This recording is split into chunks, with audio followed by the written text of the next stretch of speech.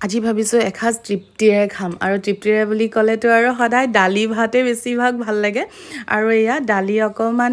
boil কৰিব দিছো তাত বিলাহী দুটামানো দি দিছো আৰু এয়া দালি যে ৰহৰ দালি আছিলে তো এয়া ধুনীয়াকৈ বইল কৰি লৈ সেইখিনি নৰ্মেল যেনেকৈ সম্ভাৰ মাৰে ঠিক তেনেকৈ মাৰিছোঁ আৰু লগতে আছিলে ভোল আৰু ৰঙালাও ভাজি যিটো মোৰ একদম ফেভৰেট হয় চ' আজি ভাবিছোঁ একদম ফেভৰেট বস্তুকেইটা বনাম আৰু ইফালে কণী আৰু আলু বইল হ'বলৈ দিছোঁ আৰু কণী আলু পেটিকাটো আৰু ক'বই নালাগে আৰু ইফালে অকমান সালাডো লৈ লৈছো কাৰণ আজি একদম এথনিক মানে কি কম আৰু অসমীয়া খাদ্য এটা খাম আৰু সেই যে বিলাহী দালিতে দি লৈছিলো বইল কৰি লৈছিলো মানে সেইখিনি পিটিকা বনালো ইফালে কণী আলু পিটিকা বনালো উফ এনেকৈ খাই যে কেনেকুৱা মজা লাগে নহয় আৰু এনেকুৱা খানা যে মানে মাছ মাংসও পাত্তা নাপায় যিমানেই ভাল ডিছ নাথাকক কিয় দালি ভাত আলু পিটিকা উফ তাৰ নিচিনা আৰু একো হ'ব নোৱাৰে আপোনালোকেও বাৰু এনেকৈ খাই ভাল পায়নে যদি ভাল পায় মোক কমেণ্ট কৰি জনাব মোৰ পিছে খুব ফেভৰেট হয় দেই এইখন থালি